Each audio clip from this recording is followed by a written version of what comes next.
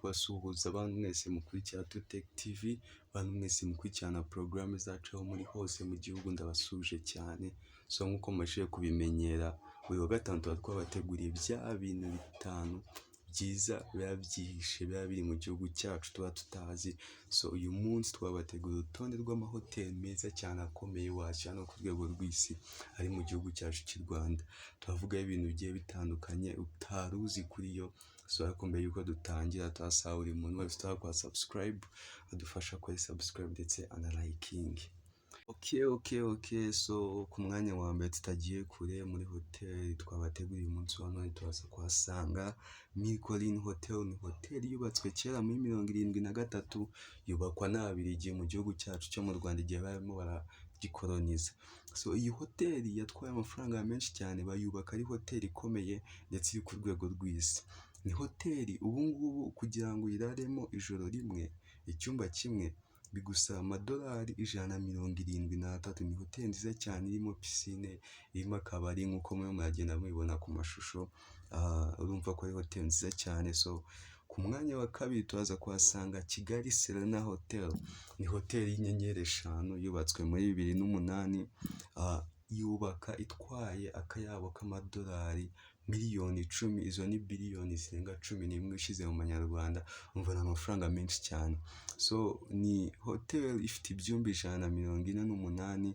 Buri cyumba kugira ngo kiraremo bigusaba amadolari 205.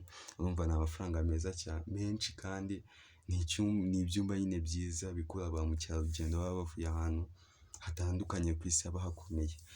Ku mwanya wa gatatu dufite Lemigo Hotel. Ni hoteli y'inyenyeri 4 nini cyane, ifite ibyumba 176, kandi buri cyumba kugira ngo kiraremo bisaba amadolari 140. Urumva nayo ni hoteli nziza nk'uko mwagiye muyibona. Twabateguriye amahoteli meza cyane agiye ari ahantu hatandukanye mu gihugu cyacu.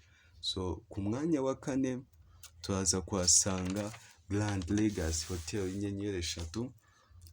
Icyumba cyayo kugira ngo kiraremo ni amadolari 120, ikaba ifite ibyumba 88. Umva ni hoteli nini cyane, ifite pisine, ifite amaloji, amagym ndetse n'ibindi bitandukanye. So turimo turavuga amahoteli akomeye mu Rwanda, ntabwo twakwibagirwa hoteli ya mbere ikomeye ari nayo ifite ubushobozi kurusha izindi zose. Iyo nta yindi ni Kigali Convention Center, hoteli y'inyenyeri 5. Akaba ari hoteli nini cyane ifite ibyumba 292.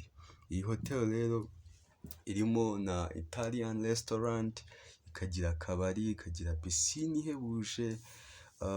Ishobora kwakira abantu barenze 5,000.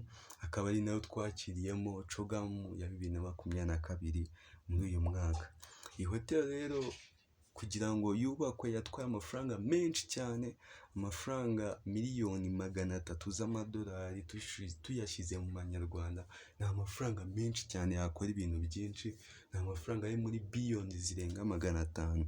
So iyi ngiyi ni Tech TV, twe twabategura urutonde rw'amahoteli akomeye mu Rwanda, amahoteli 5 akurura ba mukerarugendo benshi kuva ahantu henshi batandukanye. Sitwakwibagirwa kuvuga ko Kigali Convention Hotel ari zimwe muri hoteli zikomeye cyane muri Afurika.